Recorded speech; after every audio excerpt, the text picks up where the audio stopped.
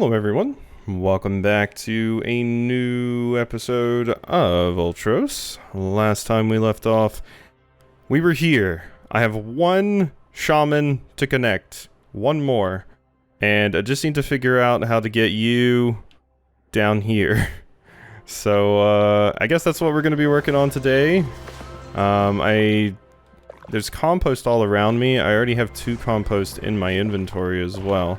But, we have some things we can use, so let's see if we can figure this out. Alright, here we are. So, I have some mushishi planted, that gives me connections there. I just have to not screw this up when I fall from here. Basically, that's the main thing. Just don't screw it up, and we got a connection. The only problem was I couldn't make it here just jumping across, so what I did is I just went all the way back around through the Pantheon of Stars and did it that way. So, yeah, we are good. We are very, very good. There's even a staccati seed hanging out up there. Weird. Alright, so, now that we have that, I can connect all the way over there. But I don't think I need to. I think I mostly just need to tackle this stuff down here. Which will be its own challenge. But, you know, we got a lot of, staccati hanging out over here. So, it will help us. We just, go ahead and spread that up here even more. Wow, my mushishi's still going from there, huh? Once the staccati got out of the way. There's luckily a billion of these flowers hanging out here because of all of the staccati, so this might be a very, very easy kind of downhill jog here, if I'm going to be honest. So luckily these things act as connections on the network.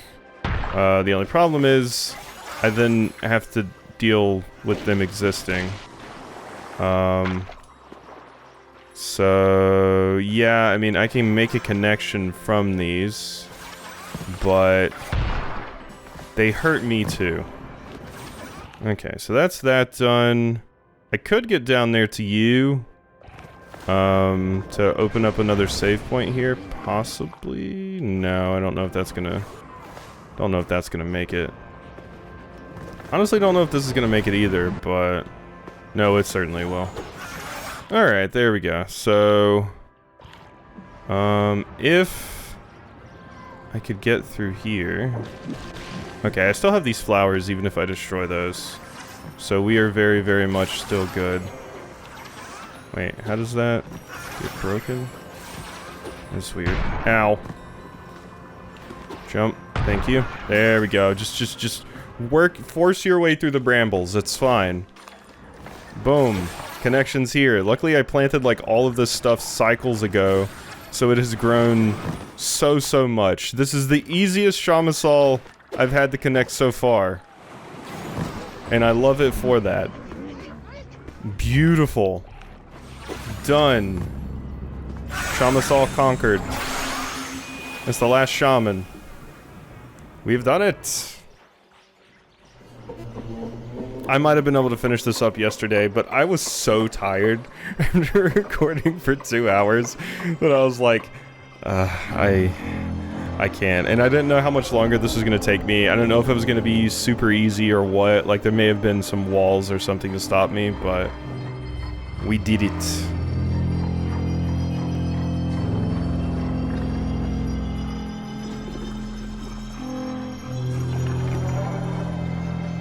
Yes, things going on in a mural. Whew. I would be lying if I said that I totally get every single thing that's happening in this story, because I definitely do not. A lot of it is going over my head. Obviously, I feel like there's a real message in here about, you know, the environment and having, like, you know, just like being good to the environment, planting as many things as you possibly can because it'll help your ecosystem, and also just like coexistence, both between like the various types of plants. There's even an achievement for having one of every single type of plant. in the network. Also the idea that, like, even things that initially seem harmful, like these, like the staccati, can be good if used in right circumstances and do have their purpose and niche in an ecosystem, which is definitely a cool, important message. And also just the same kind of thing with just people, because Ultros is just kind of a huge smattering of, like, all different kinds of cultures and everything, as we've seen as we go through the game. So it's got some interesting stuff going on. I definitely, like I said, some of, like, the big story stuff absolutely goes over my head, but I get the gist of it generally, I feel, which is good, at least. Hello. Connecting to the living network.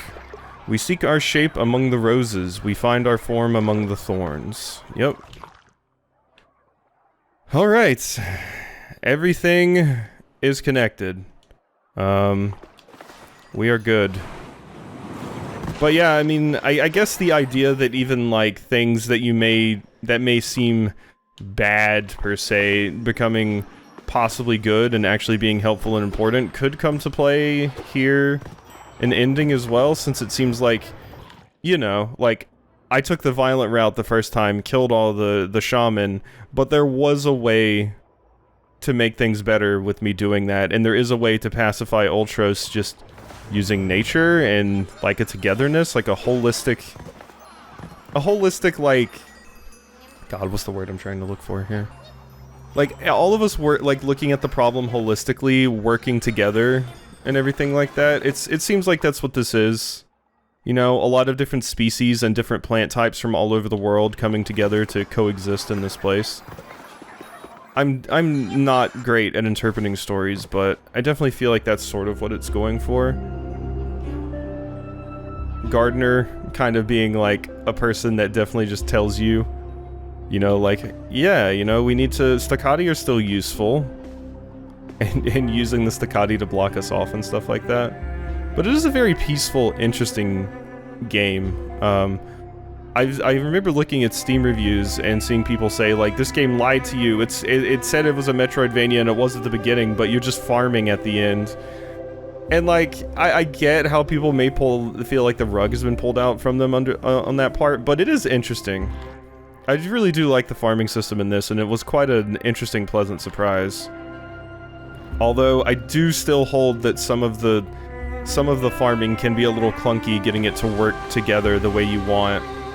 Like, the Ubarba and the Gega traversing through that and everything, so it has its moments where I'm like, that's a little weird, but, you know, it's fine, and I appreciate what it's doing. It's doing very neat things, both, gameplay and narratively, although the narrative stuff is definitely going a little bit more over my head. The beings whisper of dreams not yet realized, and their flutter pulsates with faith throughout the humidicrib.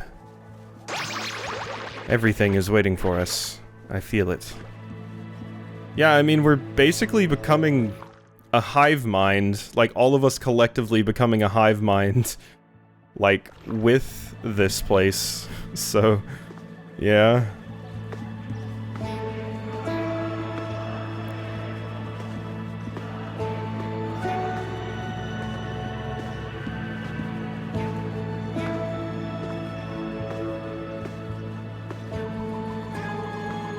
Cool little moment here.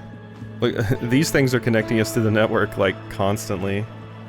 So this is what I'm curious about. How is this actually going to affect Ultros?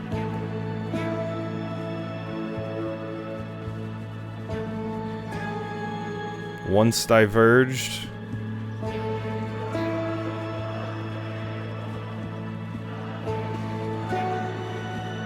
Now gently intertwined.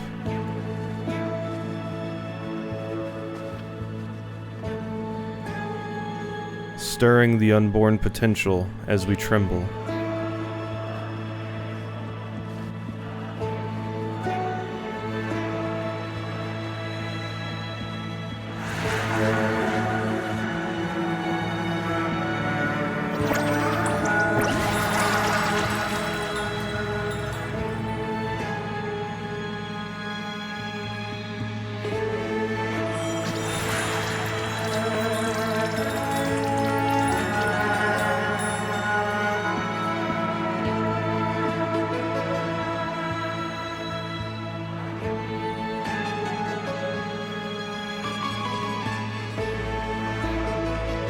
Oh, okay. Huh. Interesting, interesting. Not where I was expecting that to go. If I'm interpreting that correctly, it seems like by all of us coming together and kind of coexisting, we're basically in like using... In an atelier hidden deep within, Nicholas Ackerblad let himself get painted by a colorful abyss. Under the omen of three suns, Martin Bruggeman put the pieces together by listening to his hands. Cradling hope in his eyes, Hugo Beale presented the future with a piece of honest passion. Among the plants on a moonlit balcony, Oscar Ridelius meditated on how feelings turn to sound. This is a super cool way to do credits. Through the veil of night, pale Condolerbee repeated what strange words his heart whispered. Yeah, the narrative design and writing. Guiding her laughter through a maze, Yvette Schudek found a way to describe serenity. Yeah, feeling the dewy grass under his feet, Roberto Kontosic decided to become a butterfly. That seems to be what the game is preaching, like serenity kind of coming together to find that. Waiting for the world to catch up, Tua Wester kept running down a bewildering path. Stringing together wings of faith and fantasy, Kai Hanstrom pointed towards a chromatic sky. Neat. Neat, neat, neat. Now all of the musicians and everything. The game did have a beautiful soundtrack, but yeah, so I feel like what was going on there at the ending is... I've mentioned this before in another game, in other games, but it seems like a form of like achieving enlightenment or something. Adjusting the pitch of Stardust Reservoirs, Joel Billet and Nicholas Strom shared a smile. It seemed like a version of like achieving enlightenment by all coming together, and it seems like we successfully broke the cycle. Like, these people do not have to live in this constant cycle of repeating these things over and over again, trapped in Ultros, it seems. And it is weird. That's where like a little bit of the disconnect happens for me, because it felt like it was cycles that we were going through, but it seemed like Gardner at least sometimes remembered who we were, and obviously the living network stayed between cycles. I guess it was like, you know, because it also insinuates that time passes when we do a cycle. It's not like you're going back to the beginning. It's not like all your plants ungrow. It is like, you know, you're fast forwarding in time basically, but you're still stuck here effectively. And it seems like what we managed to do by having everyone come together and everyone connect to the living network is we all kind of achieved enlightenment and finally got the cycle to break. We broke the cycle effectively, and we're finally able to achieve peace, which I believe in this instance means possibly we don't exist anymore, unless we got teleported away somewhere else. Like, I think effectively everyone there that lived on Ultros, with Ultros, I guess, I think they just basically stopped existing, but I think the existence that they had was like one that they possibly were not about. Like, when we first came there, everyone was aggressive.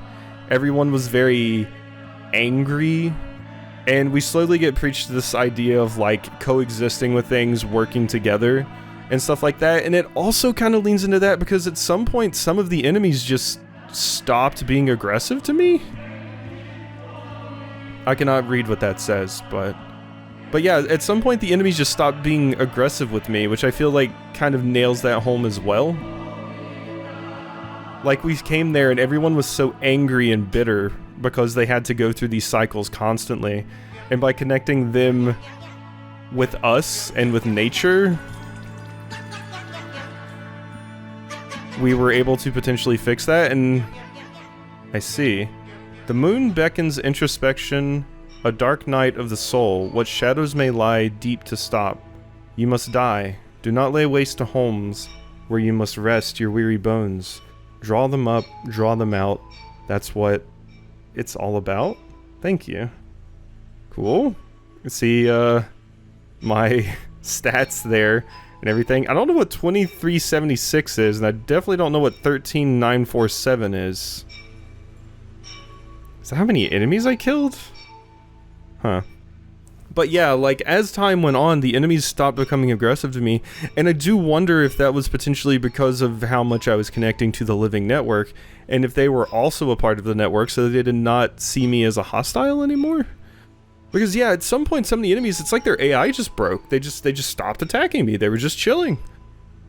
You know? Like, so I wonder if that's a bit of it, but yeah, and it seems like they possibly were not dead. We saw the green little wisp that we kind of turned into land on a planet. So maybe we didn't die. Maybe we just got released from the cycle and transported somewhere else. But this is definitely going over my head a little bit, but I've tried my best to potentially interpret what is put in front of me. Like I said, I'm not the best at these things, but yeah. I think that is it for Ultros. Definitely could have finished that up yesterday, but it was 2 hours and I was hungry, so good video game. Definitely, like I said, think some of the puzzle solving when you're specifically trying to connect the network was a little bit difficult, I would say. Janky sometimes, like, for sure, but I think that kind of comes with the territory of having so many different ways to solve it. But it is an interesting, like, narrative and gameplay, like, I don't know what to call the word, like, thesis, to specifically have a game where it's like, yes, you're going to connect everything, every, like, you know, main objective and all of these plants together in a living network by the end of the game, and, like, everything kind of becomes more peaceful. I think that's neat, because you can kind of handle the game in two halves. There's the first half, which is, like, very aggressive and combat-filled. And then there's the second half, which just completely throws most of that out, aside from the bosses that you haven't fought before. And you instead just focus on, like, gardening and planting. So it's very, very interesting. Steam reviews for this are still very positive, I think, but there's definitely some people that didn't like that. And I can understand it, and there were definitely times where I did get a little frustrated, like I said, with the Giga stuff, and just sometimes not knowing what I'm doing with the network. It was a little bit of a struggle there before I found out about that ability where the little flies follow around me and it makes connecting the network easier. But even though it could be a little bit of a struggle at times, I still appreciate the interesting direction that they took the gameplay and narrative, for sure.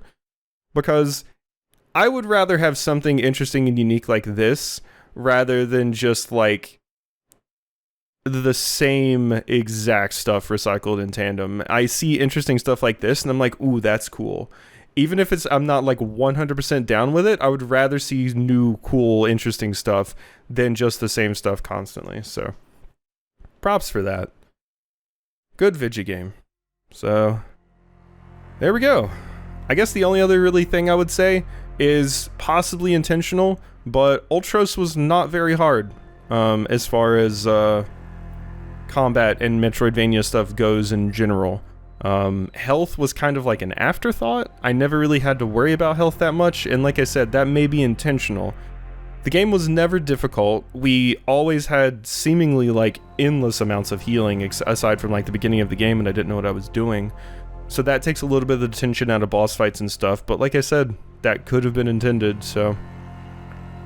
Alright, hope you've enjoyed this playthrough of Ultros, and I'll see you next time for something else.